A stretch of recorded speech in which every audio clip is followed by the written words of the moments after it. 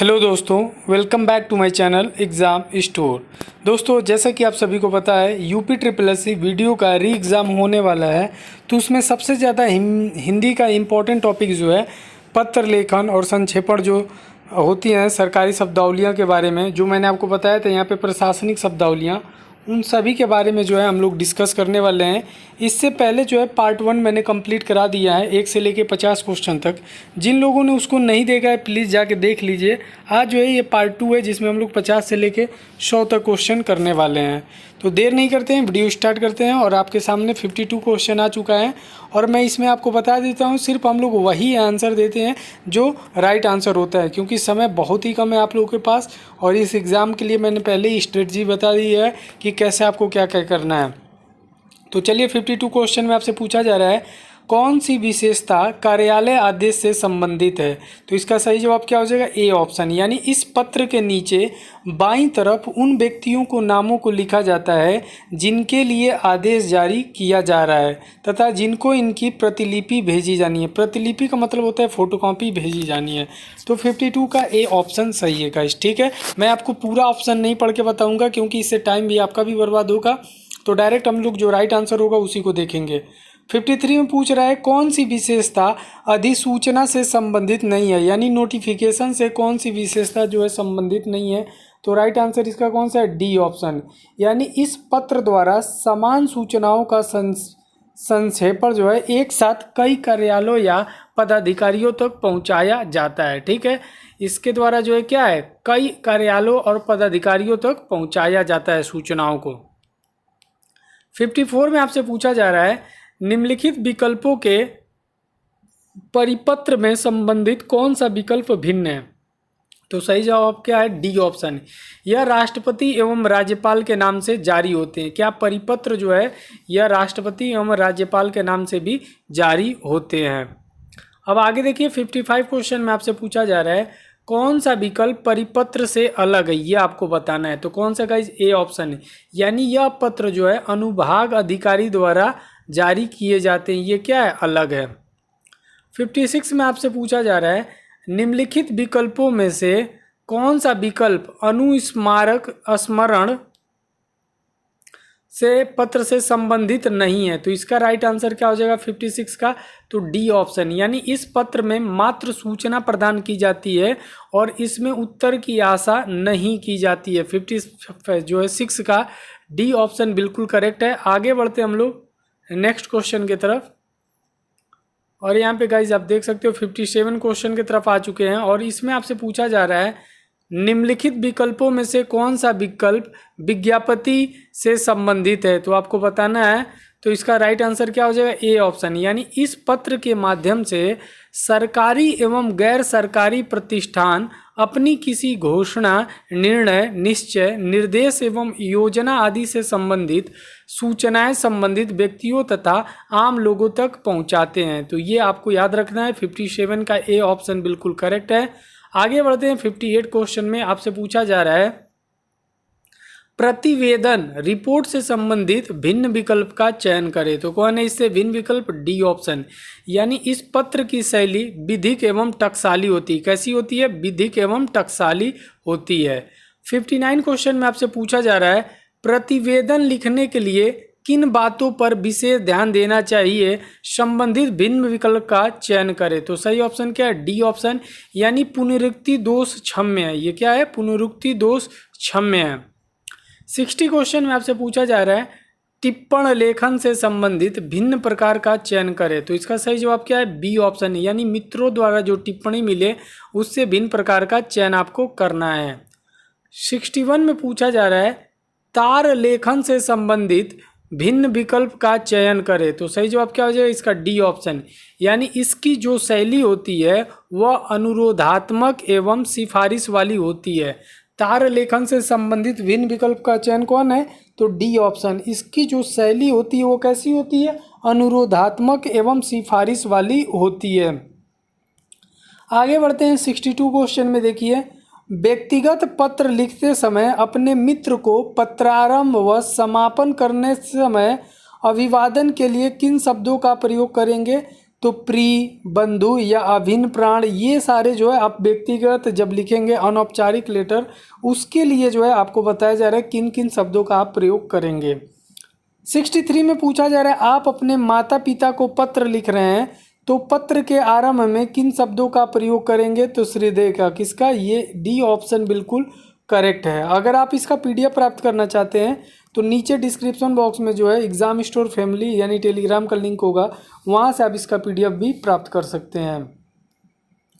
64 में पूछा जा रहा है आप व्यवसाय संबंधी पत्र लिख रहे हो तो संबोधन के लिए किन शब्दों का प्रयोग करोगे, तो किसके लिए करोगे गाइज, प्रिय महोदय। क्या लिखोगे, प्रिय महोदय। यानी 64 का जितने भी लोग ए ऑप्शन बता रहे बिल्कुल सही है।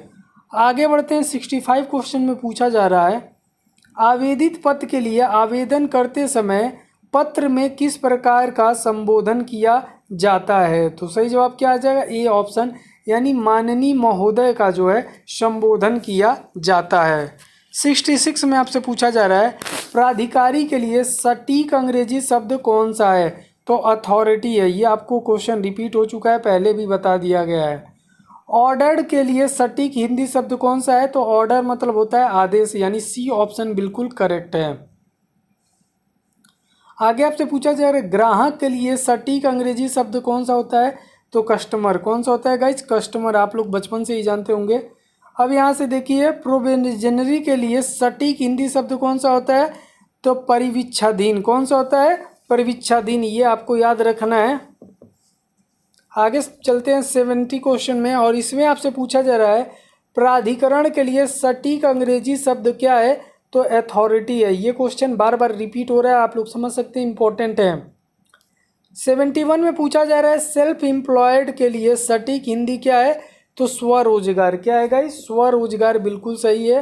अपरिहार्य के लिए सटीक अंग्रेजी शब्द क्या है, ये आपको बताना है। तो इसका सही जवाब क्या है, तो इसका सही जवाब है इंडिस्पेंसिबल। क्या है, इंडिस्पेंसिबल जो है इसका सही जवाब है। आगे बढ़ते हैं। एडमिनिस्ट्रेटिव के लिए सटीक हिंदी शब्द क्या है, आपको बताना है। तो इसका सही जवाब क्या हो जाएगा, बी ऑप्शन। 73 का जितने भी लोग बी बता रहे हैं, तो एडमिनिस्ट्रेटिव का मतलब क्या होता है, प्रशासनिक। प्रशासनिक बिल्कुल सही है। 74 में आपसे पूछा जा रहा है नागरिक सुरक्षा के लिए सटीक अंग्रेजी शब्द कौन सा है, तो सिविल डिफेंस। कौन सा है, सिविल डिफेंस। आपको याद रखना है, नागरिक सुरक्षा के लिए है। और यहाँ पे देखिए कॉग्निजेबल ऑफेंस के लिए सटीक हिंदी शब्द क्या है, तो सही है संज्ञेय अपराध। क्या है, कॉग्निजेबल जो ऑफेंस होते हैं उसके लिए सटीक हिंदी शब्द क्या है, संज्ञेय अपराध। ठीक है, इसका बी ऑप्शन सही है। जब आप लोग जो है वो पढ़े होंगे तो आपको पता होगा क्या कहते हैं, सीआरपीसी में होता है ये अपराध सारे बताए जाते हैं, कौन से संज्ञेय अपराध होते हैं, कौन से असंज्ञेय अपराध होते हैं। आगे हम लोग देखते हैं शिष्टाचार के लिए सटीक अंग्रेजी शब्द कौन सा है, तो सही जवाब क्या हो जाएगा, इसका आप लोग देख सकते हैं इटिक्वेटी लिखा हुआ है। ठीक है, थोड़ी सी इसमें जो है पूरा क्लियर नहीं है। उसके बाद ग्रांट इन एड के लिए सटीक हिंदी शब्द क्या है, सहायता अनुदान। क्या है, सहायता अनुदान। अब यहाँ थोड़ा सा देखिए, यहाँ 78 क्वेश्चन में पूछ रहा है संरचना है, आप तो पढ़े ही होंगे। संरचना जो है स्ट्रक्चर, किसके लिए होता है, स्ट्रक्चर। 78 का जितने भी लोग बी ऑप्शन बता रहे हैं बिल्कुल सही है, यानी 78 का बी ऑप्शन सही है।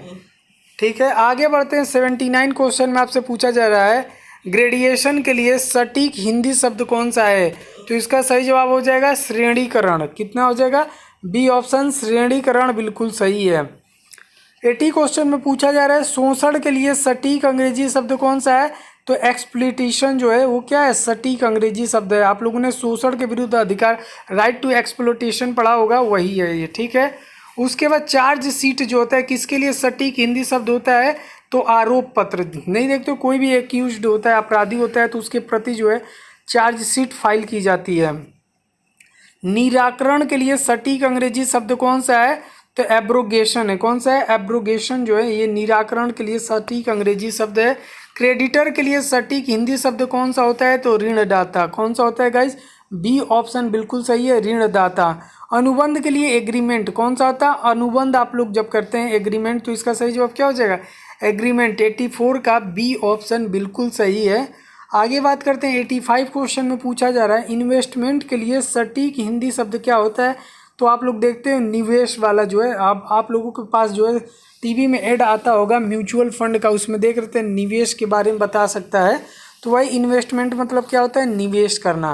रोकड़िया जो होती है इसके सटीक अंग्रेजी शब्द क्या होता है, तो इसके लिए कैशियर होता है। रोकड़िया के लिए क्या होता है, कैशियर।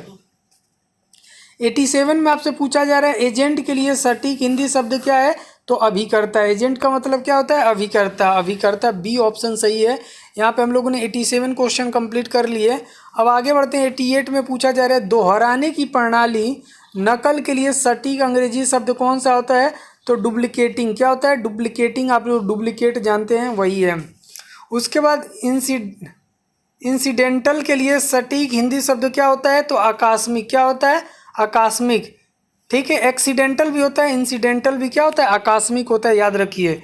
सुधार करना आंसू रचना के लिए सटीक अंग्रेजी शब्द क्या होता है, तो इम्प्रोविजेशन होता है। क्या होता है, इम्प्रोविजेशन। ठीक है, उसके बाद से यहाँ पे देख सकते हैं कुछ बड़ा सा ये क्या लिखा है, सुपर इंटरटेंडेंस के लिए सटीक जो है हिंदी शब्द क्या होता है, तो अधीक्षक। क्या होता है, सुपरिटेंडेंस है। सॉरी गाइज, ये जो है थोड़ा सा जो है फोटोकॉपी लेने में, मतलब इसका पीडीएफ बनाने में उतना अच्छे से नहीं आ पाया, इस वजह से कुछ अक्षरों का है। सुपरिटेंडेंस लिखा है। ठीक है, सुपरिटेंडेंस का मतलब क्या होता है, अधीक्षक। अधीक्षक बिल्कुल सही है।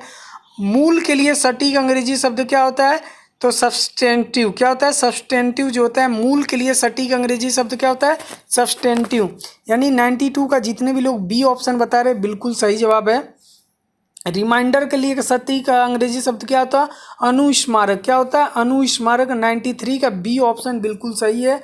अपमिश्रण के लिए सटीक अंग्रेजी शब्द क्या होता है, तो एडल्ट्रेशन होता है। क्या होता है, एडल्ट्रेशन। इसको आपको याद रखना है। टैक्सेशन के लिए सटीक हिंदी शब्द क्या होता है, तो करारोपण। क्या होता है, करारोपण होता है टैक्सेशन के लिए, याद रखिएगा। बी ऑप्शन बिल्कुल सही है। आगे हम लोग आते हैं, यहाँ से जो है ये सारे कर चुके थे हम लोग, यहाँ से हम लोग को करना था। अनुसचिव के लिए जो है सटीक अंग्रेजी शब्द क्या होता है, तो मिनिस्ट्रियल होता है। क्या होता है गाइज, मिनिस्ट्रियल। इसको आपको जो है याद रखना है। उसके बाद से री एप्रोप्रिएशन के लिए सटीक हिंदी शब्द क्या होता है, तो पुनर्विनियोग। क्या होता है, पुनर्विनियोग जो है याद रखिएगा, इसके लिए जो होता है।